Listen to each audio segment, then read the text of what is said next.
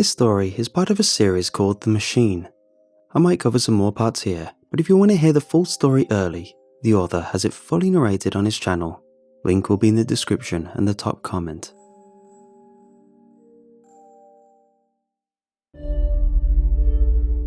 I studied the VHS tape. It was one of those pop-in shells, the ones that have an open slot in the center where you can throw in a camera cartridge and watch your home movies without having to process them at a film store. It was exactly what I was looking for. Any idea where this came from? I asked. No, the man replied, wiping away about a quarter of sweat that had gathered in his beard. The rest of it kept dripping on the remainder of his strange wares. He watched me with utter disdain, but I gave it another shot. Really? Where did you find it? Come on, a little bit of background would be nice. It's not a boutique, buddy. You're at a flea market. You either buy it or you can get lost. It's too hard to deal with this detective nonsense, he said. But then, probably because I was the only customer at his stall, his tone softened. Got it from a storage unit auction. That's all I can tell you. I don't keep track of this stuff. I just sell it. That's all the information I needed. I paid the man and took my mysterious prize home. Back in the early 2000s, I consumed YouTube vlogs like they were fine caviar and I was a Russian oligarch. There was just something about being able to kick back and become an invisible observer in someone else's existence that really got to me. Don't get me wrong, I wasn't some desperate basement dweller. I still had a functioning life of my own. But when evening came and all of my responsibilities were checked off, I'd jump behind my computer desk and take a break from reality. I'd sit back and watch hours upon hours of other people's lives. I watched a lonely man beat cancer, a promising student struggling with pills, a teen mother who cracked under the pressure of her new responsibilities. I watched people overcome and spiral and regress. I watched slices of raw humanity from all across the globe from the comfort of my own home. I got to get a taste of fates I never would have considered otherwise. A bunch of people speaking to inanimate objects reminded me that the world outside was vaster than I could ever conceive. Then the internet money rolled in and ruined it all. As soon as the people bearing their soul into the camera lens realized they could get paid, all of the honesty seeped out of their videos. They built up the drama to get more views. They started hiring editors to make them look good. They started to advertise products that no one really needed. Whatever bond I felt to the lives that I have observed for so many years was broken. That rawness of human stories that I craved was gone. But I still craved it.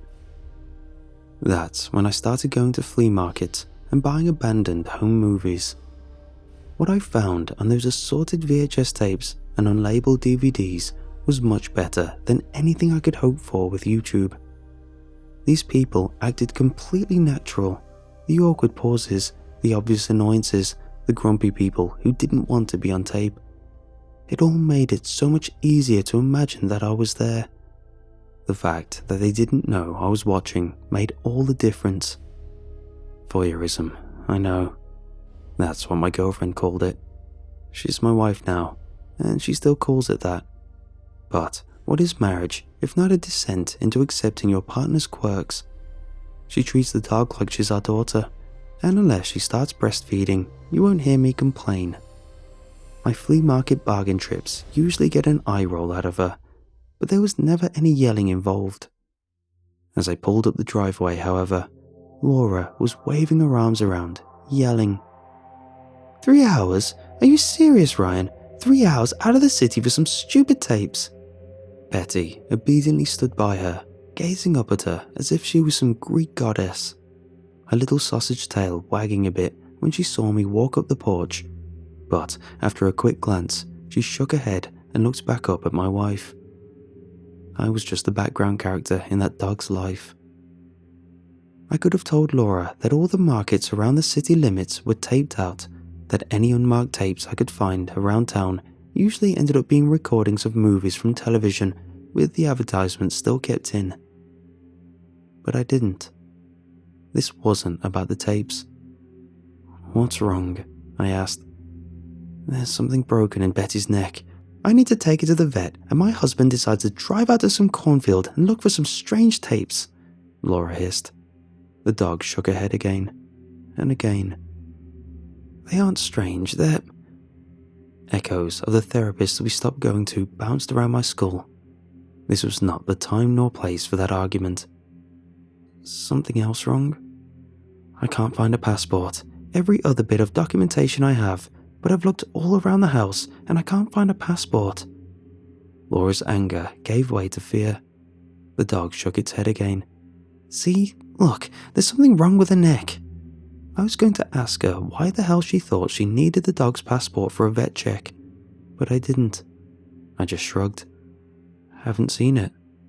"Well, I hope they take us without it," she said, as if the chance for Betty's neck getting checked out without the travel documents was slim to none. "I'll call you when I know what's wrong. Can you do the laundry? Left the whites by the machine. Just need to put them in."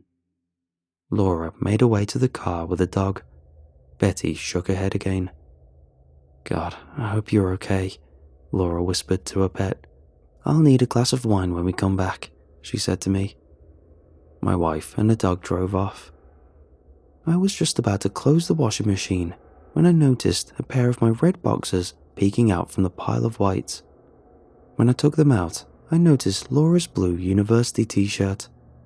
In my haste to get to my mysterious tape, I didn't check if the laundry was sorted. It wasn't. The sorting couldn't have taken longer than 2 minutes, and for 30 seconds I tried, but my eyes kept quickly drifting to the television in the corner of the basement. The prospect of sorting through my dirty laundry instead of indulging in someone else's seemed like torture. I turned on the tape just to get a glimpse of what I was getting into, then I'd go and do that thing my wife told me to do. Within seconds of turning on the VCR, I knew I wasn't going anywhere. The tape was exactly what I was craving. The timestamp in the lower right corner read, June 14th, 1994. We were inside of a fancy house. Nice marble staircases and oil paintings of mildly inbred aristocrats filled the screen as the camera shook and bobbed around the wedding reception. Whoever was behind the lens had no idea what they were doing. The zoom and shake of the video made it barely watchable. It was perfect. I could imagine standing there among the fancily dressed guests, watching someone swinging around a hulking piece of Sony in utter confusion. A group of children wearing miniature suits and dresses ran by the camera. The boy made faces and giggled. One girl in a yellow dress waved to the lens. "Jesus, Jessica, where were you? I've been looking for you," a hushed female whisper cut through the hubbub of the reception. I jumped for my remote to turn up the volume. "I'm just recording stuff. Mary said she wanted a video of today," Jessica replied as she zoomed in on a very old man staring out into the ether. "Well, there's a problem," the other voice hissed. "What's wrong?" The crowd walked around the old man like he didn't exist. Jessica swung the camera at a particularly uninteresting part of the carpet. "Mary's ex is here. He's freaking out at the gate demanding they let him in." "Is it Todd?" Jessica pronounced the word Todd with the same intonation one would pronounce terminal cancer. "I think so," the other voice whispered. "Damn." For a split second, I saw a pair of nervously clasped hands against a bright blue dress, but then the video cut out. Complete darkness. My phone dinged. "They took us without the passport, thank God." I ignored it and stared at the screen, hoping that another part of the story would flicker into existence. After a couple waves of static, it did. A courtyard with a view of a stunning mountain range. In it, a bride and groom. The woman, a Venus of the 90s. A man, a chiseled jawline with too much gel in his hair. They were smiling at each other, but the camera was too far off to tell whether those smiles were genuine. In front of the possibly happy couple was an array of wooden chairs seating the guests of the wedding. Beneath their feet, a sea of sparkling calm gently swayed. A layer of crystal glass divided the family and friends from the pool below them. A man next to the camera kept on coughing. Someone next to him whispered something, but that didn't stop the coughs. The couple kept on looking at each other. Then the video cut out. The darkness of the screen dragged on. For a split second, I even considered getting the laundry out of the way. But just as I was about to reach into the washing machine for Laura's orange stocking, another image crackled to life on the screen. We were back in the courtyard, but it was in a considerably worse state. Cigarette stubs peeked out of the once impressive stone floor. Empty and sometimes broken bottles were all over the place, and where there was once a sea of calm, there was now a shell of a pool filled with broken furniture. Even smashed up with rough axe cuts, the dresser and chairs still looked expensive. It was evening, August 19th, 2002, and the groom from 8 years ago was wearing a dirty pink bathrobe. The man aged a couple of decades.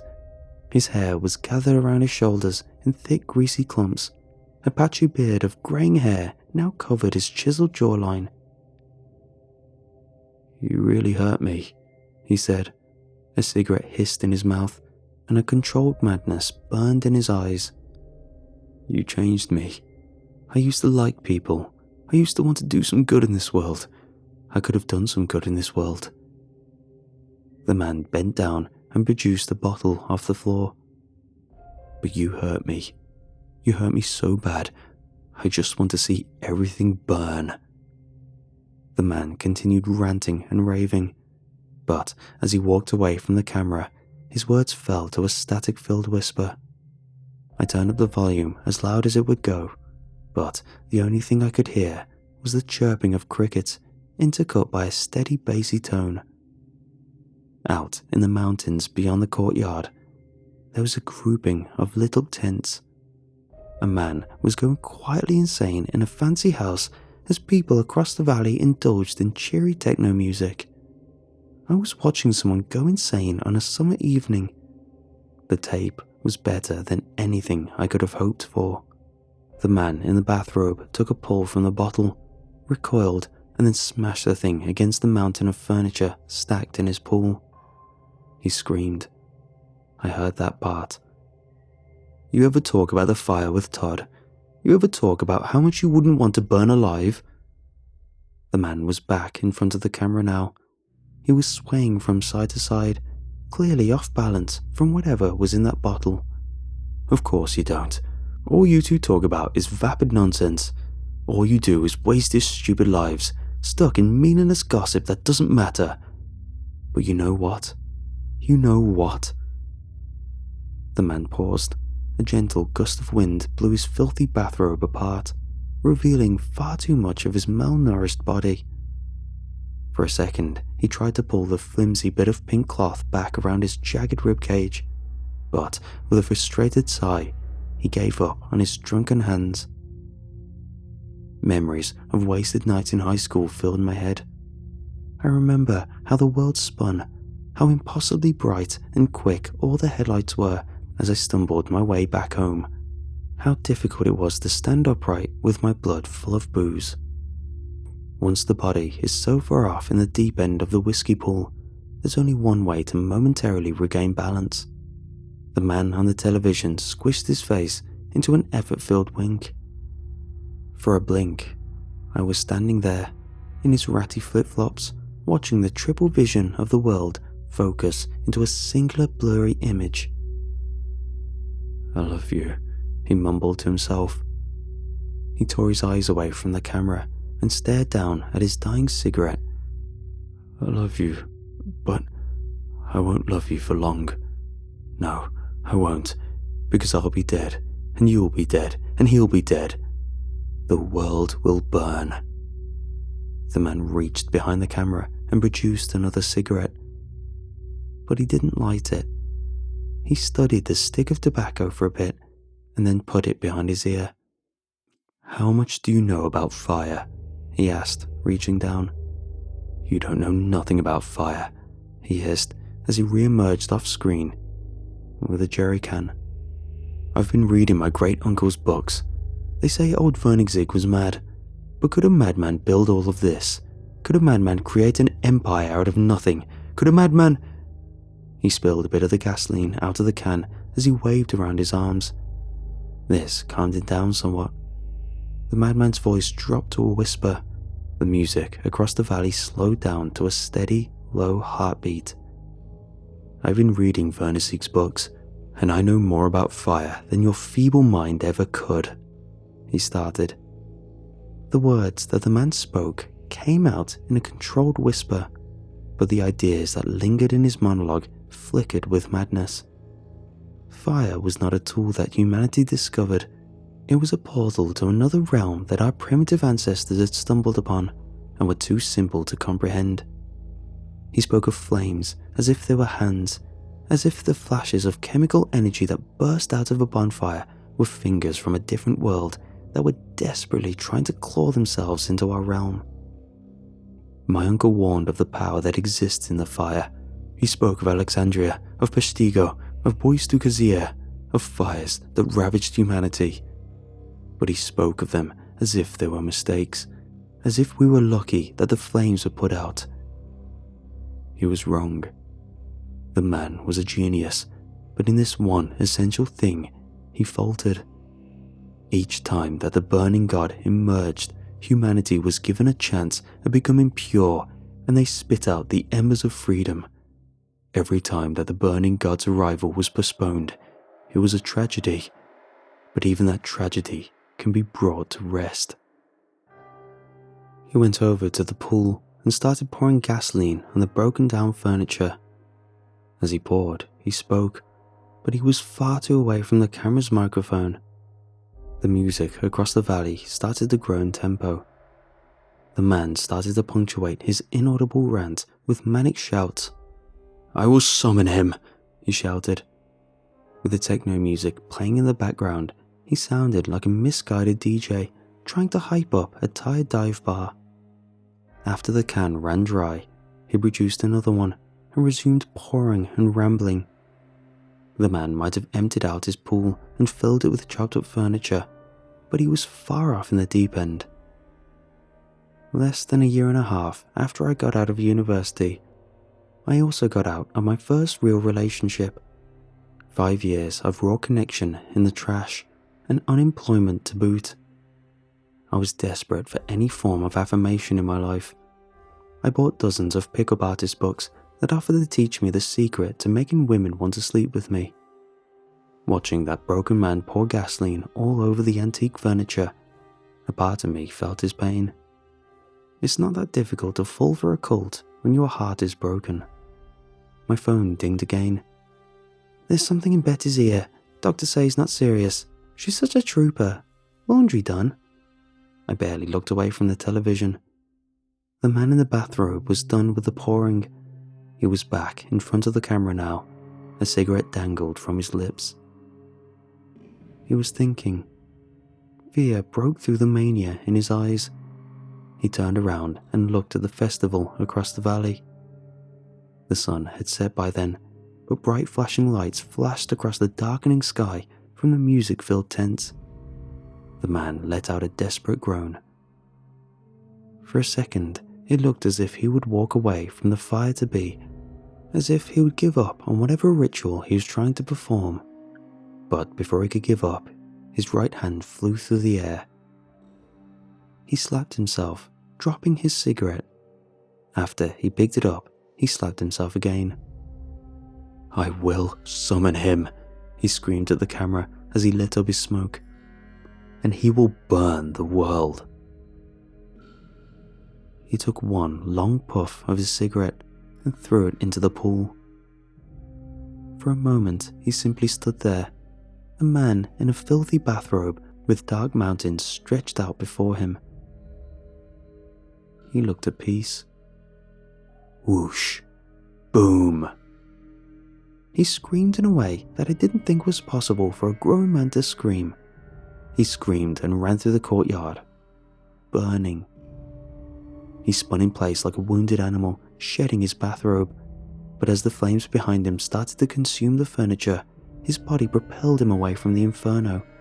Screeching and limping, the man ran towards the camera. He knocked it over in his escape, but he kept recording. The fire soon drowned out his agonizing cries. Only his burning bathrobe remained. Out across the valley, the tents lit up with another color, a flashing of blue and red. For a couple beats of the far-off techno, I could see the siren lights traveling down the mountain road, but the flames quickly cut off my line of sight. My phone dinged again. I didn't look at it. I was so enthralled in the video that I had started chewing on my shirt collar. Haven't done that since I was 8. The flames reached out into the night sky like clawed fingers. They grasped at oxygen, growing, roaring, demanding more. The fire spread throughout the screen. I tilted my head sideways to see better. The inferno beckoned to me. I was on my feet staring into the television. It was as if the fire was calling for me, pulling me in, demanding that I join it in that crackling universe of energy. In the cool air of my basement, I felt warmth. I reached out for the television. You should have seen the size of the thing they pulled out of her ear. We need to be careful when we let her run in the... Ryan, what are you doing? Laura stood on the stairs. Betty squeezed herself past and gave my calf a lick before jumping on the couch. I was... My eyes shifted towards the open washing machine. Her gaze followed mine. You didn't do the laundry. Great. Absolutely great. Come on, Ryan, we talked about this. I don't ask for a lot. I just want... It took me a second to realize she stopped talking. As she spoke, my eyes drifted back towards the screen. Out, in that burning hellscape, I could see something move. I could see a beak. 2 orbs of blue flame stared back at me. I tore my attention away from the eldritch god and back towards my wife. Sorry, what are you watching? She walked down the last couple of steps with a controlled anger that cracked as soon as she saw what was on the television. Jesus, Ryan, what the hell are you watching? It's, some guy was going through a bad divorce, I think, so he tried to set the world on fire, burn himself in the progress, and now there's... As hot as the inferno on the screen was, her icy stare cut through me. She inhaled sharply, turning her words into cold steel. That mess belongs in an evidence locker, not in our house. Laura stomped away up the stairs, with Betty barely making it past the door before she slammed it. I turned my attention back towards the screen. Whatever presence I saw hiding in that fire was now gone. The flames still tore through the sky with animalistic fervor, but the beast's eyes were gone. The fire roared on for a couple of minutes until its thunderous cry turned into a hiss. A burst of water was softening the flames. Soon enough, firefighters were talking about how they wished they could have stayed at the festival. As they sprayed water over the gasoline-filled pool, one of them proceeded to give a 5-paragraph essay's worth of description of a redhead bartender he once saw in the 90s. I thought about rewinding the tape, about going back to that moment when I saw those burning balls of light hiding in a storm of bristling energy. But I decided against it. Upstairs, I could hear a cork get angrily pulled out of a wine bottle. I sorted through the washing machine, turned it on, and went to get a wine glass. I'm sorry, I said. She was on the porch, puffing on a cigarette with one hand and scratching Betty behind the ear with another. She didn't look at me as she spoke. You can't keep doing this, Ryan. This isn't about the laundry. This is about you not being reliable. You can't just drop everything to indulge in your voyeurism. I tried to remember all 3 parts of the 3-part apology thing that our therapist kept on rambling about back in the day. I'm sorry for not being reliable, and sometimes acting like a child. I'll try to do better next time.